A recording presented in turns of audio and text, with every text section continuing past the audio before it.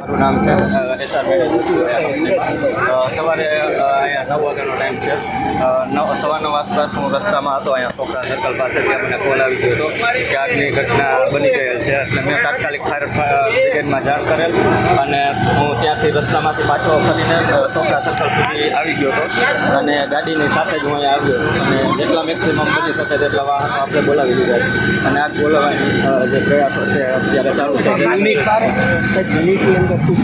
કેટલું કામનું શું કરવામાં આવ્યું? વેફર નમકીનનું યુનિટ છે, વેફર નમકીન મેન્યુફેક્ચરિંગ કંપની છે. તો બધું ઓઇલ ને એ હિસાબનું બધું ટૂંકમાં જે આગ લાગે એવું મેક્સિમમ બધા પ્રોડક્ટ એવી જ છે.